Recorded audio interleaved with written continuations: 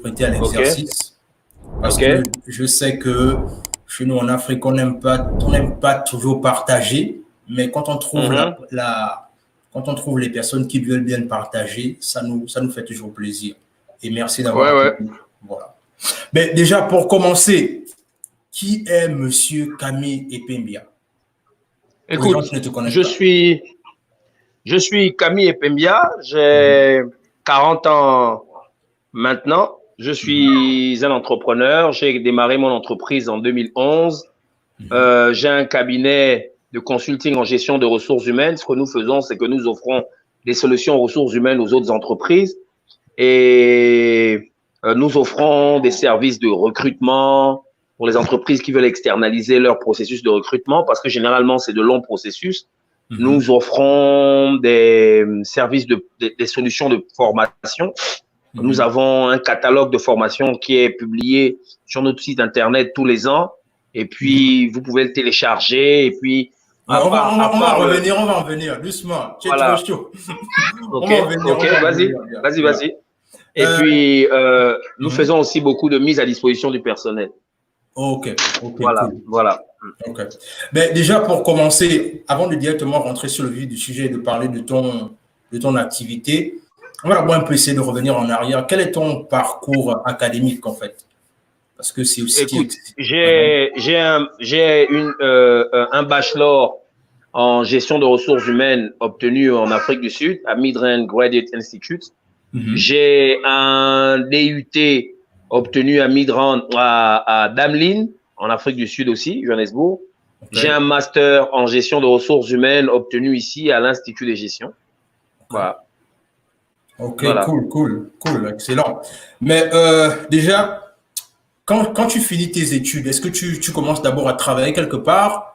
Est-ce que comment ça se passe en fait, comment se passe l'insertion au Gabon quand tu rentres, quand tu finis en Afrique du Sud? Écoute, comme tout le monde, quand je suis rentré, j'avais l'ambition de travailler pour une grosse boîte, hein. J'ai déposé mes dossiers partout, mais mon CV, lettre de motivation, avec les copies des diplômes, des actes de naissance, copies de pièces d'identité. Vous faites le dossier et vous commencez à parcourir la ville tous les Mhm, jours pour déposer.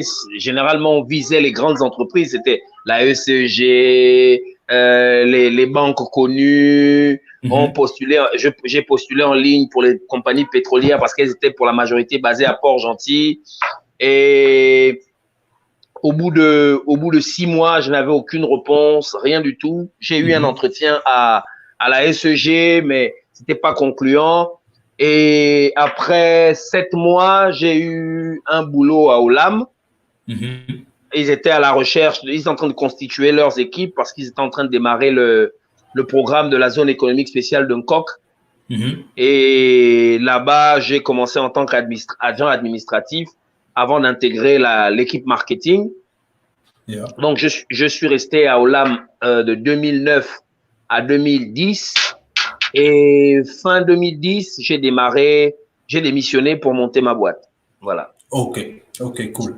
Déjà, il y a des gens qui ont commencé à te poser des questions en commentaire, mais on va aller doucement d'abord, pour histoire de peaufiner d'abord tout notre questionnaire. D'accord. Ok, déjà, une fois que après cette expérience avec les différentes entreprises là, qu'est-ce qui te pousse d'entreprendre en fait? Quel a été le déclic en fait? Il y a l'envie de liberté. Mhm, À Olam, on travaillait sous les ordres des autres. J'avais un DG qui avait à peu près mon âge, le fondateur, l'initiateur de tous les projets qu'on voit aujourd'hui, Gagan Gupta. mhm, À l'époque, il avait quoi, je crois, 35 ans.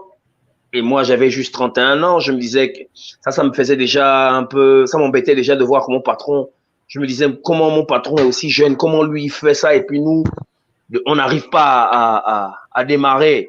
mhm, Après, il y avait ce désir de liberté.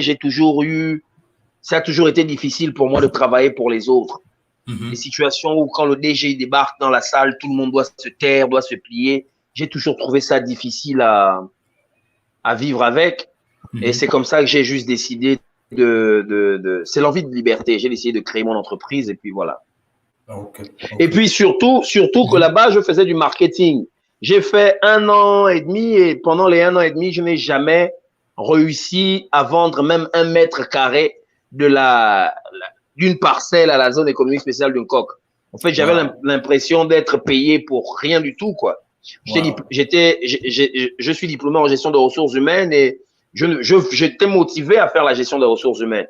Mais on a eu, pendant que j'étais à Olam, pendant que j'avais mon contrat à Olam, on a eu 3 responsables de ressources humaines qui sont passés et jamais personne n'a pensé à moi à me prendre même comme assistant en gestion de ressources humaines, même quand j'ai postulé en interne. Donc, je me suis dit que si je voulais vraiment faire la gestion des ressources humaines, il fallait que je me lance moi-même, quoi. Ouais. Voilà. Ouais, c'est vrai. Mais déjà, lorsque tu as monté ton entreprise, quelles sont les difficultés que tu as rencontrées, en fait? Parce que il faut bien comprendre qu'au Gabon, en fait, beaucoup de personnes pensent peut-être que c'est impossible. C'est la raison pour laquelle c'est vraiment important que tu nous partages ton expérience, parce que ça va permettre, pourquoi pas, à la sortie de cette interview, de lancer, pourquoi pas, beaucoup de personnes. Comment est-ce que ça s'est passé, en fait? Quels sont les challenges ou encore les difficultés que tu as rencontrées dans la création de ton entreprise? Écoute, les challenges ne sont pas grands quand on démarre. En réalité, quand on démarre, le seul challenge est d'avoir le courage de démarrer. Voilà. Et donc, je suis allé, j'ai créé mon entreprise à l'époque, c'était le CDI. Ce n'était pas la NPI comme aujourd'hui, c'était le CDI, le centre, je crois quelque chose des investissements. Et puis, bon, je suis allé, j'ai créé l'entreprise juridiquement, j'ai pris un petit bureau à lui, c'était une pièce que je louais dans un appartement. Je louais juste la pièce parce que l'appartement, il y avait quelqu'un qui avait son autre business, il m'a loué une petite pièce. Et j'ai pris un ordinateur, une connexion Internet, et j'ai commencé à acheter des livres, me documenter sur les services de ressources humaines, comment ça fonctionne en cabinet, comment est-ce qu'on fait pour prospecter en cabinet. Et puis, je me suis lancé tout simplement. J'ai pris avec moi un ami qui était aussi au chômage et qui avait fait comptabilité.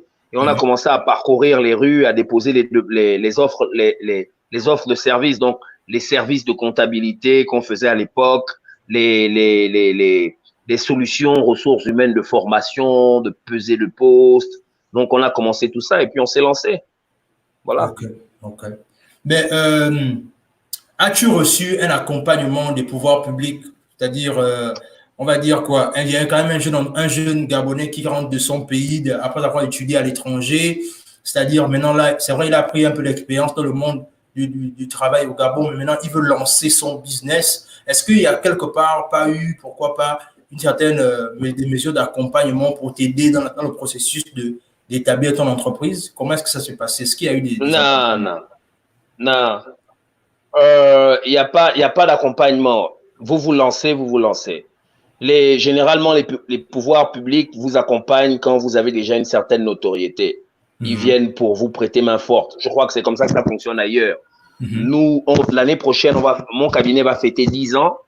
On a 9 ans et 6 mois aujourd'hui qu'on existe. Wow. Et on n'a jamais reçu d'aide de qui que ce soit. Wow. Voilà. On n'a jamais reçu d'aide de qui que ce soit. On évite même d'aller prendre des crédits dans les banques parce que ça constitue des dettes. Et les dettes, quand une entreprise est enfoncée dans les dettes, généralement, la prochaine étape, c'est couler. Donc, on évite de demander de l'argent à qui que ce soit ou aucune aide. On fonctionne comme ça. Et je veux dire, ça fonctionne plutôt bien depuis. Voilà. Ok, cool. Ouais, c'est clair. Mais déjà, en tout cas, clairement, au vu de ce que tu nous dis là, tu nous rappelles combien de fois c'est possible. Et je pense que après cette interview, forcément, il y a des gens qui vont te contacter. Pourquoi pas pour les accompagnements? Ça, j'en suis convaincu. D'accord. Mais maintenant, d'accord. Lorsque tu as monté ton entreprise, est-ce que, avec toute l'expérience que tu as reçue dans ton entreprise, est-ce qu'il t'est arrivé d'organiser des ateliers de formation, histoire de former des jeunes à se lancer également? Oui, j'ai fait beaucoup de bénévolat. J'ai fait beaucoup de bénévolat. J'ai été consultant bénévole pour Junior Achievement. C'est une ONG américaine avec une représentation ici. Ils sont basés à Likwala, vers le stade, pour ceux qui ne savent pas. Mhm. Et j'ai accompagné certains jeunes dans des ateliers. On a fait des ateliers en ressources humaines, comment trouver un emploi et comment les conserver.